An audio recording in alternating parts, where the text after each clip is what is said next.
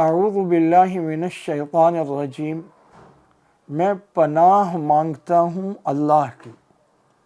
اعوذ، میں پناہ مانگتا ہوں، میں پناہ میں آتا ہوں اللہ کی، من الشیطان الرجیم، اس شیطان سے جو مردود ہے، جو راندہ درگاہ ہے۔ قرآن کریم میں یہ حکم ہے کہ جب تم تلاوت شروع کرو تو اس سے پہلے اعوذ باللہ پڑھو۔ فَإِذَا قَرَأْتَ الْقُرْآنَ فَاسْتَعِذْ بِاللَّهِ مِنَ الشَّيْطَانِ الرَّجِيمِ، جب تم تلاوت کرنے لگو تو شیطان مردود سے اللہ کی پناہ میں آ جاؤ۔ چنانچہ یہ مسنون ہے کہ تلاوت سے پہلے اعوذ باللہ من الشیطان الرجیم پڑھا جائے، اور اس پر پوری امت کا اجماع ہے کہ یہ سنت ہے۔ اور بسم اللہ الرحمن الرحیم شروع کرتا ہوں بِاسْمِ، ساتھ اس نام کے، اللہ کے نام کے، الرحمن جو بے حد مہربان، الرحیم بہت رحم کرنے والا ہے۔ بسم اللہ الرحمن الرحیم، تلاوت کے شروع میں اعوذ باللہ بسم اللہ دونوں پڑھیں گے جب پہلی بار تلاوت شروع کر رہا ہے۔ اس کے بعد اگر آگے جائیں کوئی دوسری صورت آ جائے تو پھر صرف بسم اللہ پڑھیں گے۔ اب اعوذ باللہ پڑھنے کی ضرورت نہیں، اسے تعوذ اور تسمیہ کہتے ہیں۔ اس کے علاوہ ہر کام مبارک اور نیک اللہ کے نام سے شروع کرو۔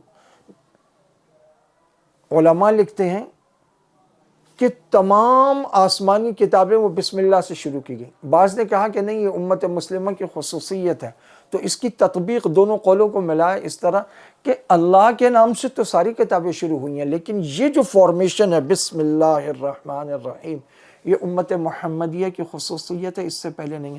چنانچہ آپ صلی اللہ علیہ وسلم اس سے پہلے بھی اگر کوئی کام شروع کرتے تو کہتے بِاسْمِکَ اللہم، اے اللہ آپ کے نام سے شروع کرتا۔ اور جب بسم اللہ الرحمن الرحیم آ گئی، اللہ تعالیٰ نے یہ وحی نازل فرما دی، پھر تو آپ صلی اللہ علیہ وسلم بسم اللہ پڑھتے تھے۔ آپ نے فرمایا دروازہ بند کرو تو بسم اللہ کہو، چراغ گل کرو تو بسم اللہ کہو، کھانا کھاؤ تو بسم اللہ، ہر مبارک کام، اچھے کام کے شروع میں بسم اللہ۔ ایسا کیوں کہ اسلام نے مسلمانوں کے تمام کام اور ان میں توجہ اور مدد کا عنصر کہ اللہ مدد کرتے ہیں، انہی کی مدد سے ہوتا ہے، انہی کی توفیق سے تم کرنے جا، ہر وقت ذہن کو اللہ کی طرف موڑ دیا، میں کچھ نہیں، میں اللہ کا، میرا سب کچھ اللہ کا۔ یہ ہے تعوذ اور تسمیہ۔ تعوذ کا معنی ہی یہ ہے، لغوی معنی اعوذ باللہ من الشیطان الرجیم پڑھنا یعنی شیطان مردود سے پناہ مانگنا، اور تسمیہ یعنی اللہ کے نام سے شروع کرنا۔ آپ صلی اللہ علیہ وسلم نے فرمایا کل امر ذی بال لم یبدأ ببسم اللہ فہو اقطع و ابتر، ہر وہ ذیشان اور محتم بالشان کام جو بسم اللہ سے شروع نہ کیا جائے وہ دم کٹا ہے، وہ بے برکتہ ہے۔ اگر برکت لانی ہے اور اس کی تزیین و آرائش بڑھانی ہے تو پھر اس کے شروع میں بسم اللہ الرحمن الرحیم پڑھو۔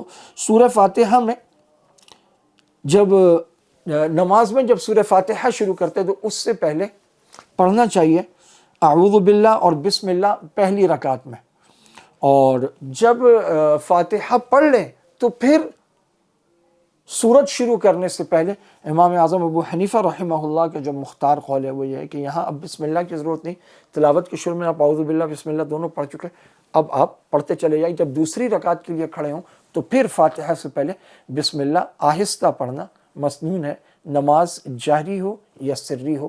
قرآن کریم کی یہ دو آیات مبارکہ ہیں بسم اللہ الرحمن الرحیم، ایک تو قرآن کریم میں سورہ نمل میں بطور آیت موجود ہے، اور اس کے علاوہ ہر سورت کے شروع میں ایک آیت کے طور پر موجود ہے۔